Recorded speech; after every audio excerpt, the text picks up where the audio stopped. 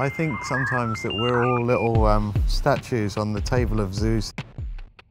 Skye and Ross, welcome. Do you remember the first thing you said to each other when you meet again and started talking about you coming back to Morcheeba? Well, the first thing was, hello, what are you doing here?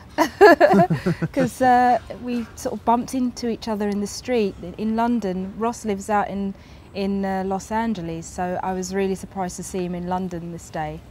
So yeah, and then we just kind of talked about, I don't know, just saying hello and catching up and what you've been up to and stuff. And then it was, you know, a few weeks later that we got together and Paul came over from France because he lives in France now, and we had a meal, and you know, we was just, you know, just talking about, you know, we was talking about, you know, like the past and shows and just having a laugh and having a giggle, getting very drunk, you know, and then started talking about the possibility of doing some stuff together in the future.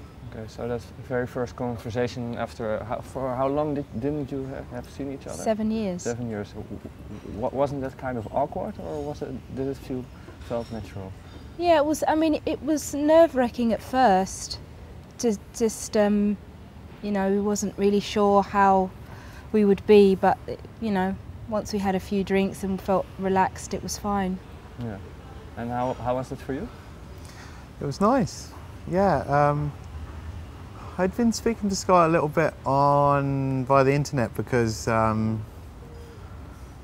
she wants to move out to California and was asking me, you know, where a good place to look for a house would be, and so we've been talking, and you know, we still, throughout the time that we weren't working together, we shared the same manager, so we still knew what each other was up to, and we would listen to each other's records a bit, and you know, we were always just round the corner if we wanted to talk to each other. It wasn't like, you know, we'd completely been estranged, you know. So it was kind of inevitable at some point we were going to bump into each other, and it was very pleasant, you know, it was very nice. And I think it was good that it was an accident that we bumped into each other, because if you plan those kind of things, it makes you nervous. So if it just happens to you, it's kind of easier to deal with. Mm-hmm. Like it was meant to be, maybe.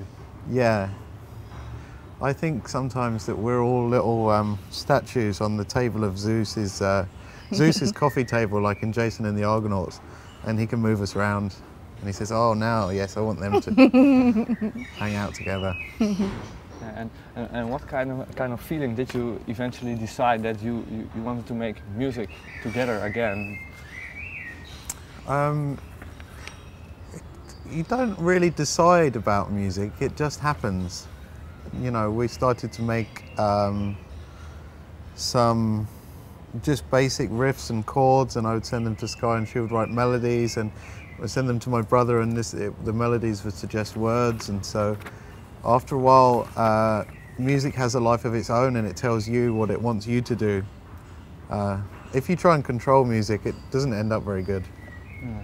How was that whole, because you all live in different places, how was that whole process of crafting a new record? Because I can imagine sometimes it seems a little bit difficult.